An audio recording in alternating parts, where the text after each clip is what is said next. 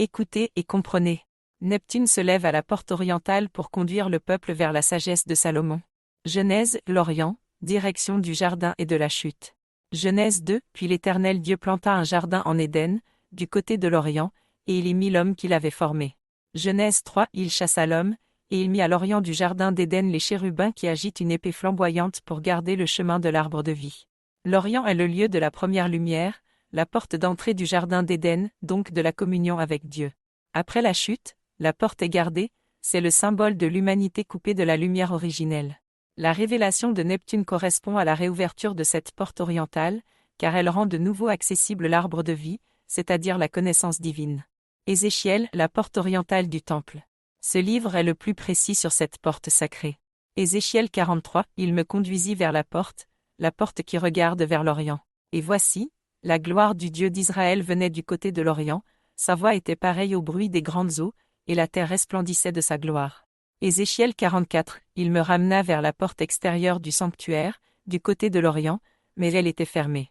L'Éternel me dit, cette porte restera fermée, elle ne s'ouvrira point, et personne n'y passera, car l'Éternel, le Dieu d'Israël, est entré par là, elle restera fermée.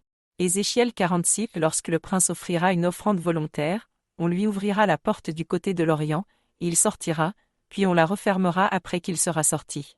Cette porte orientale symbolise la voie par laquelle Dieu entre dans le temple, donc dans l'homme. Fermée après sa venue, elle ne s'ouvrira qu'à son retour.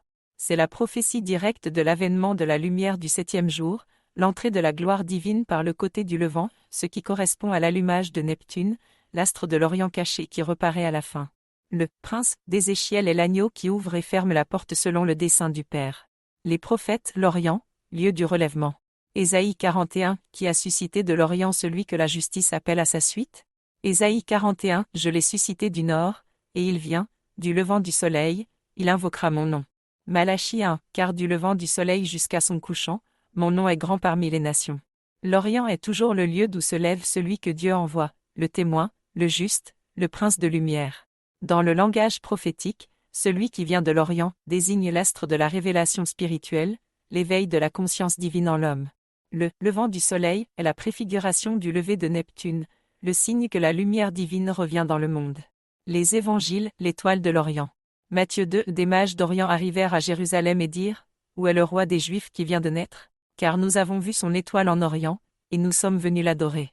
Matthieu 24, comme l'éclair part de l'Orient et se montre jusqu'en Occident, ainsi sera l'avènement du Fils de l'homme.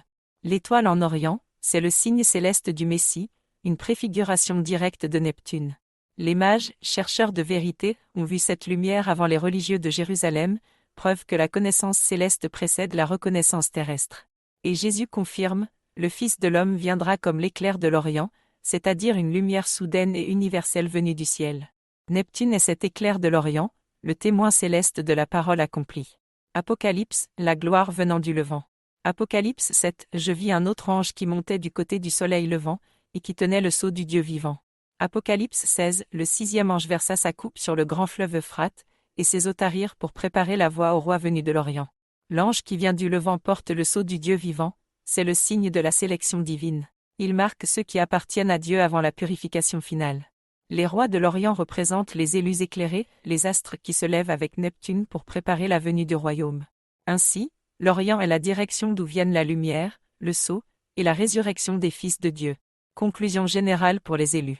L'Orient est le lieu du commencement et du retour. C'est de là que la lumière est sortie au premier jour, et c'est par là qu'elle reviendra au 7e. La porte orientale est celle du temple éternel, la voie par laquelle Dieu entre dans le cœur de l'homme et par laquelle la gloire revient dans le monde.